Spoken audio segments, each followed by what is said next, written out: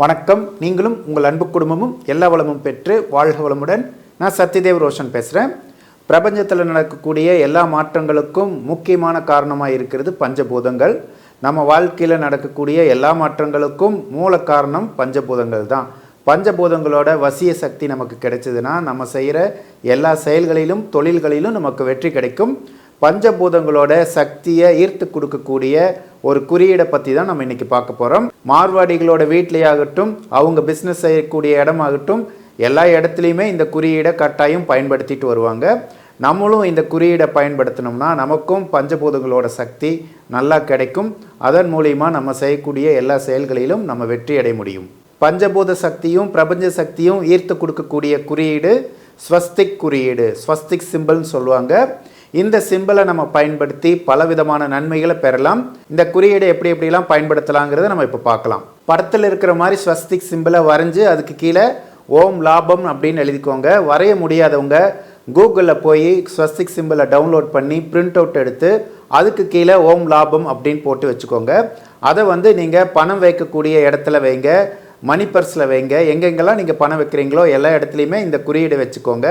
அப்பப்போ அந்த குறியீடை மனசில் நினச்சி நீங்கள் பொருளாதார சம்மந்தப்பட்ட வேண்டுதலோ எந்த வேண்டுதலாக இருந்தாலும் நீங்கள் வேண்டிக்கலாம். நீங்கள் ஒரு நாளில் எத்தனை முறை வேணால் அந்த குறியீடை பார்த்து மனசில் நல்லா அதை பதிய வச்சு உங்களோட பிரார்த்தனைகளையும் வேண்டுதலையும் வைக்கலாம். குறிப்பாக பிரம்ம முகூர்த்த நேரத்தில் செஞ்சீங்கன்னா கூடுதல் பலன் கிடைக்கும். பிரம்ம முகூர்த்த நேரம் அப்படின்னு சொல்கிறது அதிகாலையில் 3 to 5. மெயின் டோரில் நீங்கள் இந்த குறியீடை வரைஞ்சி வச்சிங்கன்னா உங்கள் வீட்டுக்குள்ளே நல்ல வைப்ரேஷன் வரும். வெளியிலிருந்து வரக்கூடிய நெகட்டிவ் எனர்ஜிலாம் இது ஸ்டாப் பண்ணிடும். இந்த குறியீடை உங்கள் வீட்டுக்குள்ளே முக்கியமான இடங்களிலும் செவுத்தில் கூட நீங்கள் ஒட்டி வைக்கலாம், வரைஞ்சு கூட வைக்கலாம். அது மூலிமா அந்த இடத்துல எல்லாம் உங்களுக்கு பாசிட்டிவ் வைப்ரேஷன் கிடைக்கும். நெகட்டிவ் வைப்ரேஷன்லாம் இந்த குறியீடு ரிமூவ் பண்ணிடும். இந்த குறியீட்டுக்கு நம்மளோட எண்ணங்களை நிறைவேற்றக்கூடிய ஆற்றல் இருக்கிறனால இந்த குறியீடை பயன்படுத்தும் போது நம்ம எப்பவுமே பாசிட்டிவான மனநிலையில் இருக்கிறது நல்லது. நீங்கள் எந்த அறையில் இந்த குறியீடை பயன்படுத்தினாலும் அந்த அறையை ஒரு கோயில் மாதிரி நினச்சிக்கணும். அந்த அறையில் இருக்கும்போது நல்ல எண்ணங்களை மட்டும்தான் நீங்கள் நினைக்கணும். இந்த குறியீடை சக்தி வாய்ந்த முறையில் பயன்படுத்தக்கூடிய மெத்தடை நம்ம இப்போ பார்க்கலாம். இந்த குறியீடை உங்களுக்கு முன்னாடி காற்றுல வரையணும். எப்படி வரையுதுன்னு பார்க்கலாம். இடதுபுறத்துலேருந்து ஆரம்பித்து கடைசியில் இடதுபுறத்தில் தான் முடிக்கணும்.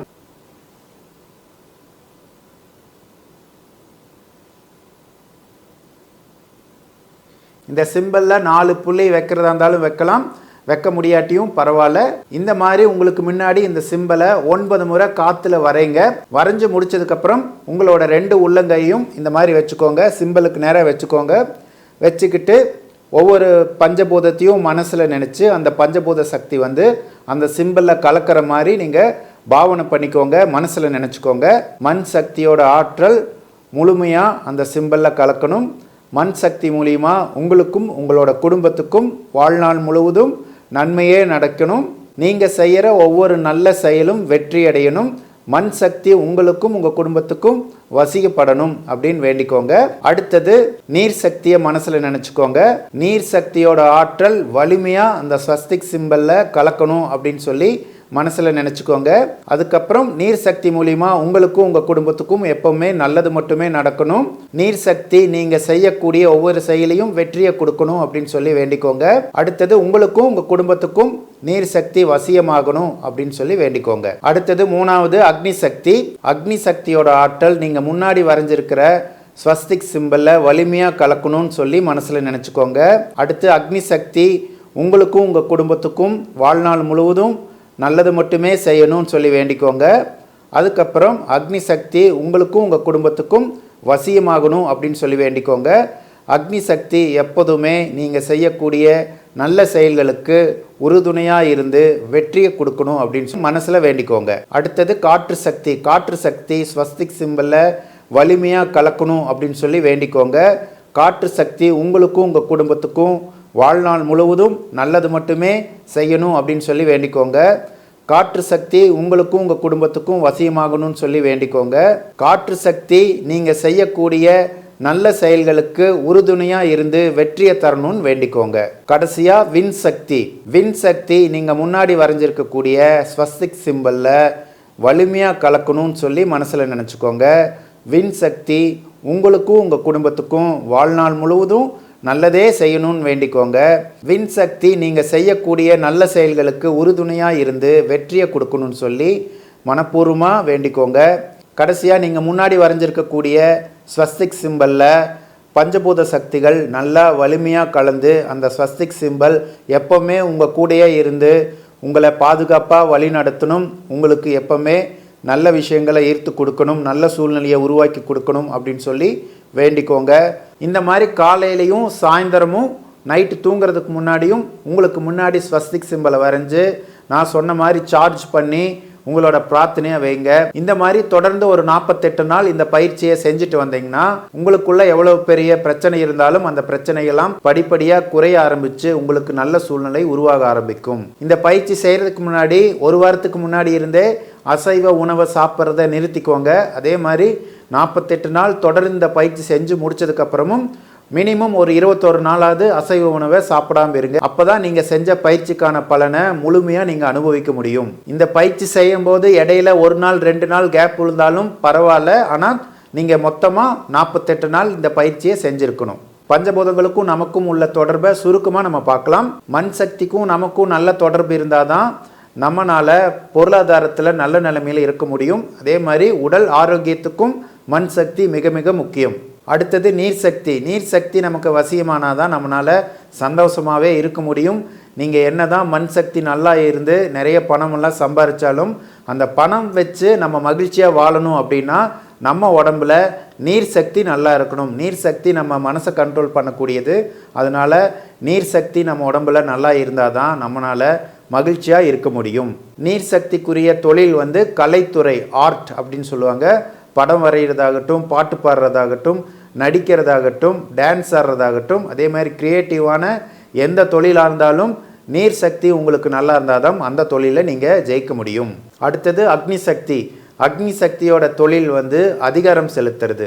அக்னி சக்தி உங்களுக்கு வசியமாக இருந்தாலும் அக்னி சக்தி உங்கள் உடம்புல நல்லா இயங்கினாலும் உங்களை எல்லாத்துக்கும் பிடிக்கும். நீங்கள் ஒரு வசீகரமான ஆளாக இருப்பீங்க, பிரபலமான ஆளாக இருப்பீங்க. அக்னி சக்தி நல்லா இயங்குச்சுன்னா தான் நீங்கள் சொல்கிற பேச்செல்லாம் மற்றவங்க கேட்பாங்க.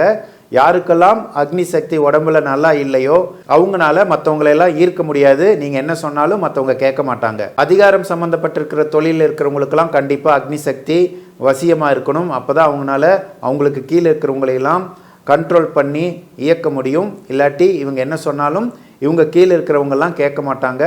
மேனேஜ்மெண்ட்டில் இருக்கிறவங்களுக்கும் அதிகாரத்தில் இருக்கிறவங்களுக்கும் கண்டிப்பாக அக்னி சக்தி நல்லா இருக்கணும். அக்னி சக்தி வசியமாக இருந்தால் தான் அவங்க செய்கிற தொழிலில் ஜெயிக்க முடியும். அடுத்தது காற்று சக்தி. காற்று சக்தி உங்களுக்கு நல்லா இருந்தால் உங்களோட தலையெழுத்தவே மாற்ற முடியும், மற்றவங்களோட தலையெழுத்தையும் மாற்ற முடியும். அந்த மாதிரி ஒரு அற்புத சக்தி வாய்ந்தது தான் காற்று சக்தி.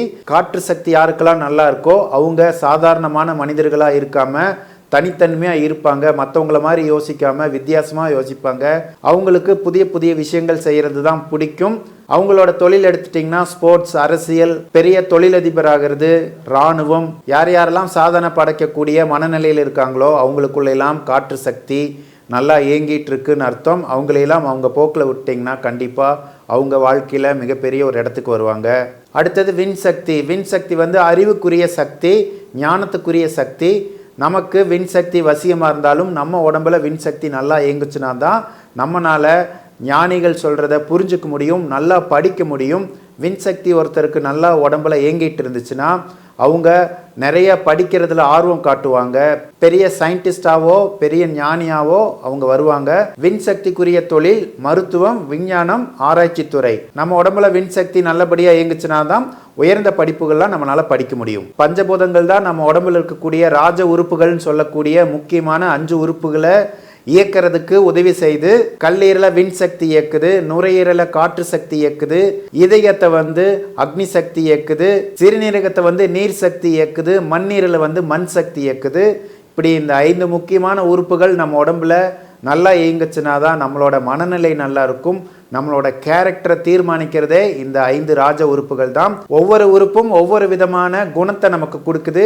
இதை பற்றி விரிவாக அடுத்த பதிவில் நம்ம பார்க்கலாம். சித்தர்கள் நமக்கு கொடுத்த நல்ல விஷயங்களெல்லாம் நீங்கள் ஃபாலோ பண்ணுங்கள். உங்கள் வாழ்க்கையில் நல்ல மாற்றங்கள்லாம் படிப்படியாக வர ஆரம்பிக்கும். நீங்களும் உங்கள் அன்பு குடும்பமும் எல்லா வளமும் பெற்று வாழ்க வளமுடன்.